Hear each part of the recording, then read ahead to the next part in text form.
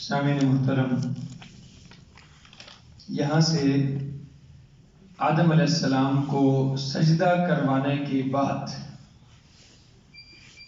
جب ابلیس نے سجدہ کا انکار کیا اور اسے اللہ نے جنت سے نکال دیا، آدم اور اس کی بیوی حوا کو اللہ نے حکم دیا وَيَا آدَمُ اسْكُنْ أَنْتَ وَزَوْجُكَ الْجَنَّةَ، اور اے آدم تو اور تیری بیوی اسکن، سکونت اختیار کرو۔ یہ دیکھو نا اردو میں بھی استعمال ہے، سکونت اختیار کرنا۔ کیا مطلب ہوتا ہے سکونت اختیار کرنا؟ ساکن پتہ لکھنا ہو نا، ساکن فلاں، یعنی فلاں جگہ کا رہائشی ہے۔ اللہ فرماتا ہے اسکن، تو سکون اختیار فرما، سکونت رہن، اپنا رہنا اختیار کر۔ کہاں؟ الجنہ، جنت میں، تو بھی رہ اور تیری بیوی۔ فَكُلَا مِنْ حَيْثُ شِئْتُمَا، تم دونوں کھاؤ جہاں سے تم چاہو، لیکن یاد رکھنا وَلَا تَقْرَبَا هَذِهِ الشَّجَرَةَ، اس درخت کے قریب نہیں جانا۔ اس نام نہیں لیا یہاں پر، قرآن میں نہیں ہے، حدیث میں نہیں، کہیں بھی، بس اشارہ اللہ نے فرمایا کوئی کسی مخصوص درخت کی طرف اشارہ کیا کہ یہ درخت نہیں کھانا۔ لیکن وہ ہے نا الانسان حریص فیما منع، انسان کو جس چیز سے روکا جائے نا اس کی طرف وہ باقی پورا جنت ہے، پوری باغات ہیں، عرش ہے، جتوں مرضی کھاؤ، اے درخت، اس درخت ہے وجہ کی ہے، کیوں روکیں گے؟ ادھر پھر خبیث شیطان نے بھی نا اپنی ٹوئیاں لائیاں، اگر سنو اچھا فتکونا من الظالمین، اور اگر تم چلے گئے نا اس کے قریب تو تم دونوں کیا ہو جاؤ گے؟ ظالموں میں سے ہو جاؤ گے، اپنی جان کا نقصان کرنے والوں میں سے ہو جاؤ گے۔ فَوَسْوَسَ لَهُمَ الشَّيْطَانُ، شیطان نے ان کے دلوں میں وسوسہ ڈالا، خیال پیدا کیا، اس کا انجام یہ ہوا لِيُبْدِيَ لَهُمَا، تاکہ وہ ظاہر کر دے ان کے لیے ما وُورِيَ، اس سطر کو جو چھپایا گیا ہے، عنہما ان سے، من سوآتہما یعنی ان کی شرمگاہیں، وہ جو شرمگاہیں ان کی اللہ نے جنتی لباس پہنا ہے،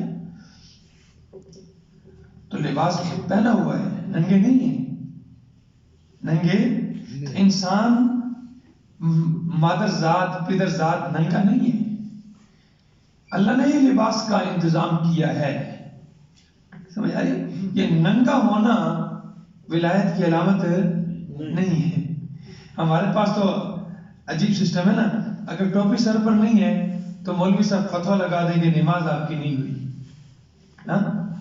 اور بعض جگہوں میں تو یہ ہے کہ پگڑی مخصوص امام نے پہننی ہے، وہاں پگڑی رکھی ہوتی ہے آگے مصلی کے ساتھ، اور پگڑی اگر نہیں پہنی نا تو کہیں گے امام نماز ہی کو نہیں، مقتدی نماز ہی کو نہیں، سمجھ آئی؟ اچھا لیکن اگر بندہ ادھا ننگا ہے تے ادھا پیرے، اگر پورا ننگا ہے تے وڈا پیرے، پاکستان سسٹم ایسا چل رہا ہے، اور ہم اس کو یعنی کپڑے اتارنے کو ولایت کا یہ جی کی ہے، یہ اللہ رہا ہے، ملنگ ہے، یہ ملنگ ہے نا، تو یہ کپڑے اتارنا ملنگی کی علامت ہے، یہ ولایت کی علامت ہے، یہ تو فحاشی اور عریانی ہے۔ اور اگر یہ کپڑے اتارنا ولایت کی علامت ہوتی تو آدم علیہ السلام اور حوا ان سے جب کپڑے اترے تو فوراً تفقا یخصفان علیہما من ورق الجنہ، فوراً اپنی شرمگاہوں پر باغوں جنت کے بڑے بڑے پتے لے کر نا انہوں چپکانے شروع کر دیے۔ یہ کس نے ان کی طبیعت میں، فطرت میں انسان کی اللہ نے حیا رکھا ہے، شرم اور حیا اللہ نے انسان کی فطرت میں پیدائشی طور، فطرت کا مطلب کیا ہوتا ہے؟ پیدائشی، خلقتاً، جب سے اللہ نے جیسے پیدا کیا ایسے ہی اللہ نے ان کی طبیعت کے اندر یہ چیز رکھی ہے کہ اپنے آپ کو آپ دیکھ لیں بچہ جب تھوڑا سا بڑا ہوتا ہے نا اور وہ بولنا شروع کر دے تو آپ اس کی شلوار اتار کے فوراً جلدی اوپر کرتے ہیں. شرارت میں ہم کرتے ہیں نا کبھی کبھی بچوں کی، چھوٹے بچوں کی، تو فوراً اوپر کرتا ہے. اس کو کس نے بتایا کہ اوپر کرو بھائی؟ کس نے بتایا؟ یہ فطرت نے، اس فاطر نے، فاطر کون ہے؟ اللہ. اس اللہ نے انسان کی طبیعت کے اندر حیا رکھا ہے اور شرمگاہ کو چھپانے کا انسان کی طبیعت میں پیدا کر دیا ہے. تو فرمایا اگر تم یہ فوسوس لہم الشیطان، شیطان نے ان کے دلوں میں وسوسہ ڈالا اور اس کا انجام کیا ہوا کہ ان سے ان کی شرمگاہیں کیا ہو جائیں گی؟ کھل جائیں گی. ورنہ شیطان کا مقصد یہ نہیں تھا ان کی شرمگاہوں کو ننگا کرنا. مقصد شیطان کا مقصد تو صرف انہیں اللہ کی نافرمانی، ان سے اللہ کی نافرمانی کروانی تھی. شیطان کا مقصد کیا تھا؟ اللہ کی. اور اس نافرمانی کا انجام کیا ہونا تھا؟ وہ یہ ہونا تھا کہ ان سے جنتی لباس کیا ہو جانا تھا؟ اتر جانا تھا. وقال، اور اب کہتا کیا ہے سنیے ذرا، ما نہاکما ربکما، نہیں منع کیا تم دونوں کو تمہارے رب نے عن هذه الشجرہ، اس درخت سے، مگر اس لیے الا ان تکونا ملکین، مگر اس لیے کہ اگر تم نے یہ درخت کھا لیا تو تم کیا ہو جاؤ گے؟ فرشتے بن جاسو. تو فرشتے کتنے رہتے ہیں؟ ہمیشہ ہمیشہ میں چلنے دے. ہاں فرشتے کا ٹھکانا.